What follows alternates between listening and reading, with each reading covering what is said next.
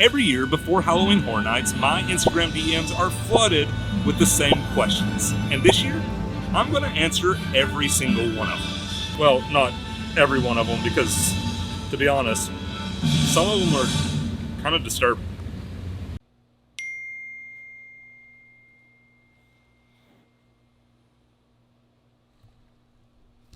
Anything from tickets and food to survival tips, even routes for the events. If you're planning a trip to HHN, this video is for you.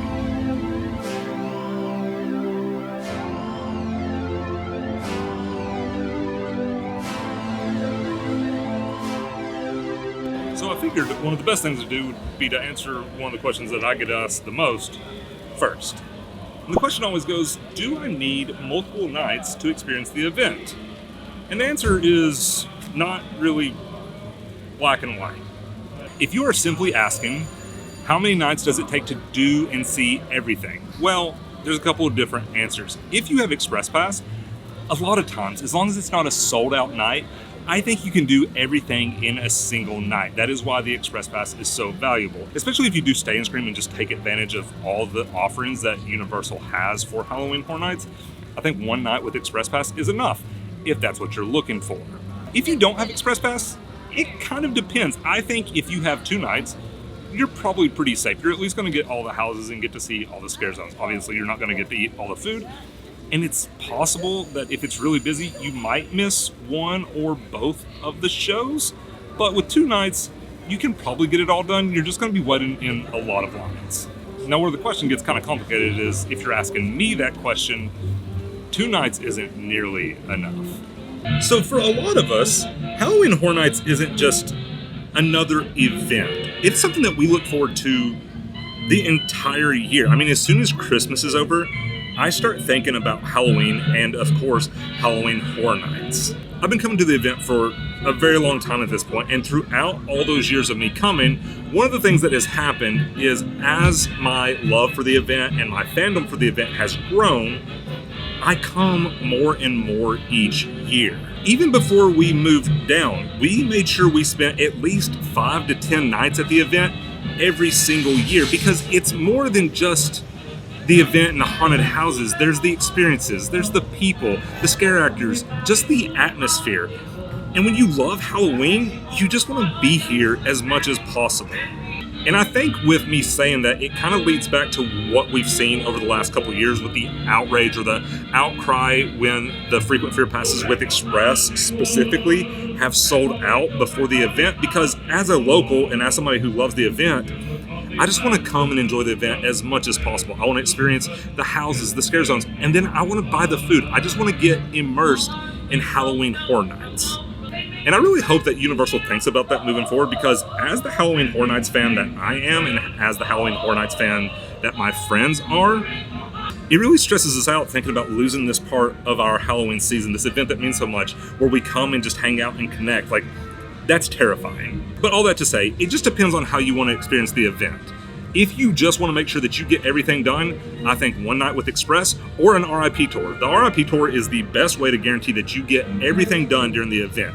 So either a RIP tour, one night with Express, or 2 nights. And I think you should be able to get everything done. Honestly, that kind of leads perfectly into the next question. So, any tips and tricks for someone who is only visiting one night? Well, I kind of just talked about this a little bit. The biggest tip that I could give you is to definitely think about getting Express Pass or an RIP tour. Don't get me wrong, I know both of those things are extremely expensive and might even be out of reach for some, and that's okay. It's not like you're gonna have a bad night. But if it is obtainable for you, both of those are gonna make your one night here so much easier. So with Express Pass, you're gonna save a lot of time waiting in lines. Most of the time, the wait time is half of the posted wait time. So if you see one of the big IPs this year, let's say something like Five Nights at Freddy's, sitting at 150 minutes, you're probably only gonna have to wait like 75 minutes, is what they tell you. In my experience, it's generally a lot less than that. And then even better is if you do an RIP tour. You go to the front of the line for every single house.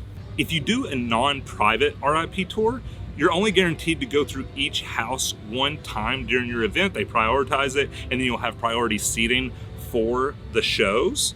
But if you're able to splurge, and I mean splurge, and do a private RIP tour, you can do every single house as many times as you want, time being the only constraint. If you go through a house and you love it and you want to do it like 5 or 6 times, you can do it. It's your tour. But since that's not going to be obtainable for everyone, like I said, those things are very expensive. Let's talk about coming to the event if none of that is an option. So the first thing I would tell you to do is make sure to take advantage of Stay and Scream. Now there's a couple of ways to do that. If you have daytime access to the parks as well as a ticket for Halloween Horror Nights, you can go into Stay and Scream. You don't have to buy the Stay and Scream ticket that they offer. However, if you're coming to the parks and you've just got a ticket for Halloween Horror Nights and you want to take advantage of Stay and Scream, you will have to buy that Scream early ticket. Stay and Scream is just a way to experience some of the event before the event technically starts. I mean, it'll start because that's what's happening during the event, but the people who just have a ticket for the nighttime stuff won't be in the parks. So wait times will be much lower and you'll be able to get a lot done. There are times with Stay and Scream where you can get 3, 4, and sometimes even 5 houses done before your general admission gets into the park. And let's just say, worst case scenario, you can't do Stay and Scream, you can't do an RIP tour, and you can't get Express Pass. I would just say to prioritize the houses that you want to see first. It's pretty likely that you're not going to get to see all the houses if you only have one night and you don't have any of those other things available to you, but you're still going to have an awesome time. You just want to make sure you don't leave the event wishing that you had gotten to a house or gotten to a scare zone or watched a show that you wanted to see when you get home. So whatever you're here for, like whichever house or IP has drawn you to the event, just check that off the list first. No matter how high the wait time is, just make sure you do everything you want to. Another little piece of advice would be like when you come. So if I only had one night, I'd probably try to make it like a Wednesday or a Thursday. Those typically are a little bit less crowded than the other nights of the week. And I would also try to do it earlier in the year. The closer we get to Halloween, the more people want to celebrate Halloween. Who'd have thunk it? So another question I get asked is, what is there to do if I want to go with my friends, but I don't want to go through all the houses? And this is a great question because I think that is the big barrier to entry. People who aren't like a fan of haunted houses or things that are scary, jump scares, things like that, they probably feel like the event is inaccessible or that they can't enjoy the event. And in my opinion, that couldn't be further from the truth. So I've mentioned this many times before, but the greatest thing to ever come to Horror Nights was not a house, and it wasn't a scare zone. It was 2019's Marathon of Mayhem, which was a lagoon show, and it was utter perfection. I truly believe you could have come to the event and just seen that, and you'd have been perfectly happy paying the price of admission for that show alone. So this year, Universal has 2 shows, which is Nightmare Fuel, Circus of Decay, and Haunt-O-Phonic, A Ghoulish Journey. But on top of those shows, they also have 2 brand new street experiences, one being Mel's Die-In Zombies, and the other one being Club Horror. Universal does some amazing shows, especially the Lagoon show. The new Sensational show that Universal has at their nighttime like drone fireworks show that's on the Lagoon is one of the best nighttime shows that I've ever seen, so I'm really excited about this year's. And then you have these new street experiences, and I don't really know what to expect. This is the first year they've kind of done this. I mean, like, we've had roaming hordes of like chainsaws and things like this, but this seems like something totally different. But that's not everything. One of my favorite parts about Halloween Horror Nights are the food booths. So the food, you have a bunch of horror or event themed food that is exclusive to the event. You can't get it any other time. And there is generally a lot of it. This year, I'm actually really excited to announce that I will be doing a video where I try every single food item from this year's event. So if you want to see that, make sure you're subscribed because you're not going to want to miss that. Also, this event is just pure vibes. I know plenty of people who love Halloween, they just don't do scary. And so they wouldn't really like the houses or the jump scares that happen in the scare zones. But walking around this place with the fog and smelling the fog and just seeing everyone being in the mood, especially as you get closer to Halloween, everyone's gonna enjoy it. Oh, something else to think about if you don't want to do the houses, They're rides. Some of the rides will be open. Here's like a list of all the rides that you can ride during the event. I never ride them, but they're available. It's also kind of crazy to think that Rip Ride Rocket will not be at this year's event because it's kind of like part of the skyline every night. It's kind of weird. This is like the first time the event will ever happen where that won't be running. Can you ask them to bring back the Pumpkin Patch Donuts from HHN 29? Sure. Hey guys, could y'all bring back the Pumpkin Patch Donuts from HHN 29? I miss them. I figured while I was standing here, I could answer another short and sweet question, and it's, am I going to be filming inside the houses at this year's event? And the answer is yes. Luckily, Universal invited me out, and I will have that video out the very next day. Probably sometime that morning. I'll stay up all night to make sure I get it out as fast as possible to show you inside the houses, especially if you're one of those people who wants to see the houses before you actually go through them. If you're watching this after the event has started, that'll be on the channel, and I'll put it at the end of the video or in the description. Nope. Consider yourself lucky. This next question actually made me think quite a bit, and I thought it was really interesting. They asked, what would I change/add to Halloween Horror Nights? I have several thoughts here. One of the first things that came to mind is the scare zones. Scare zones of the past were just totally different. They were literally what they say they are. They were scare zones.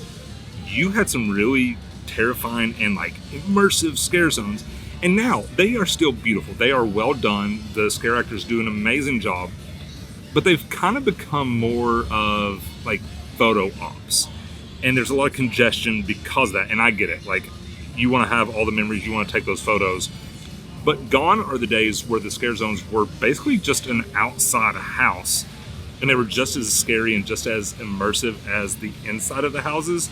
It's just, they were basically outdoor houses. That's gone, so that is something I would love to see come back, is getting back to the roots of what scare zones were. This isn't really HHN related, but something that I would add is maybe a Mickey's Not So Scary style event that maybe takes place over in Islands of Adventure to give families something like Halloween or seasonal to do in that part. So after hours, you could have the event here, which is Halloween Horror Nights, which is for the adults. It's the scary event. And then just across the way, you could have a kids event where they could do like trick-or-treating, get candy, have character meet and greets that are dressed up in the seasonal stuff, and just sort of take that over there and leave Halloween Horror Nights here for the adults so that there's something for the entire family to do. I've always thought that would be a fun addition. And then something I would bring back is, leading up to the event used to be an event itself. We had the website, we had all kinds of things. The announcements, the announcement trailers were such a big part. We've stayed up till like midnight just to see stuff pop up on the website, see trailers get dropped, and there wasn't all this, I have to be the first to know things culture. At least I wasn't a part of it. I still try not to be, but like, it wasn't that important. And so we were all surprised when things would get announced or the trailers would come out, and it was a fun time. And that has kind of gone away because everyone's always trying to be the first person to get some information out or something like that. And that's just something that I miss. Like, I miss when it was just way simpler. Like 2019, it was such a random, like, wild event when I saw that Ghostbusters was announced, because Ghostbusters is one of my favorite IPs ever, and I had no clue, and it was one of the last announcements for that event. So I would just bring back that element of it where there's actually like announcement season and a build up to the event instead of it just being the event itself. This is actually like a really fun question. Let me know in the comments, like, what is something you would add or bring to the event, or what's something you miss about old events that you would like to see brought back. Okay, so the next question is, am I going to test the new stay and screen process? Yeah, of course. In case you weren't aware, this year Universal has decided to change the way that they do stay and screen. In years past, you were in like a holding area until stay and screen started. You kind of queued up for a line, but you weren't actually in line for the houses. You were in areas, and then they would release you to whatever line's house or whatever house's line that you were in. But this year, that is no longer the case, and they are switching it up entirely. This year, they're going to do more of a mix-in style, like switch between daytime operations and the event operations. When you come in, you're actually going to get a wristband. So when they're sweeping the parks, like getting all the guests who don't have tickets for Halloween Horror Nights out, they'll be looking for the wristband. They'll tell you to raise your hand. If you have the wristband, you can stay. If you don't, you're leaving. But with that, it does change a lot of the strategy that I've always talked about with Stay and Scream. For years, I've given people tips and tricks of how to optimize Stay and Scream, like what to do, how I would tackle Stay and Scream to get the most done. And that advice is probably all worthless at this point. I'm not just going to do it opening weekend and be like, oh, here's the best strategy, because that's not how that works. Like, things are going to change. Operations are going to change. I'll do my due diligence, and I will make sure that I get like the best strategy, or what I think is the best strategy to get the most out of Stay and Scream. It is starting to rain. I'm worried about finishing this video, but it's going to rain at the event too. I did like this question. Twisted taters or pizza fries? Which one is the superior potato snack at HHN? For me, this isn't really even close. The answer is pizza fries, like without a doubt. The twisted taters, sometimes they're not crispy. And at Dollywood, which was like my home park before I moved down here, they have the potato tornado, which is like thin and crispy. Universal needs to contact the people at Dollywood to learn how to do twisted taters. Don't get me wrong, I get a twisted tater every year, but pizza fries are miles better. You would think by this point I would carry umbrellas because it's going to rain. I don't. So the next question is, are there any safe areas where you can avoid scare actors? Short answer, not really. So how Universal Studios Florida is set up is it's a big circle around the middle area. And no matter where you really go in that circle, there is going to be a scare zone. Now, the houses are all backstage. You're not going to have to deal with houses or like any kind of scares inside of a house, because you don't have to walk through the houses unless you go backstage. Like, you have to get in line for those. But the scare zones, there's kind of no way to avoid them.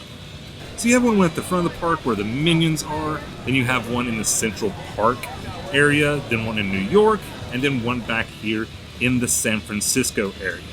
And with those all being on that big path, there's not really anywhere to go. And over the last couple of years, they have put Death Eaters inside of Diagon Alley. Diagon Alley used to be a place that you could go and get away from like scare actors or any kind of thing like that, but now there's stuff going on in there. And if that wasn't enough, they have announced that this year, Art the Clown will be roaming the park. So yeah, technically there's probably not really anywhere safe. Now, something I will say, when you're going through the scare zones, if you sort of like stick to the sidewalks, you can kind of navigate them, and most of the time the scare actors won't be anywhere near the sidewalks, so you won't really have an interaction there. But sometimes the sidewalks are kind of closed off, or that's not, I guess, their intended use, but I do know that you are less likely to get scared if you walk on the sidewalks. But answering the question simply, like, is there a pathway to avoid the scare zones entirely? No, absolutely not. And now you have Art the Clown to worry about. Okay, so I'm losing daylight, and it is starting to rain even more. So I got a couple I can rapid fire. Can I wear costumes at Halloween Horror Nights? No, you can't. You can kind of dress up, but costumes, especially masks, not at all. Like, you cannot do that. Another question. Do the express passes that come with staying at the signature hotels work at Halloween Horror Nights? They do not. They only work at Universal Studios and Islands of Adventure. They do not work at Epic Universe or at Halloween Horror Nights, any of the separately ticketed events. They do not work.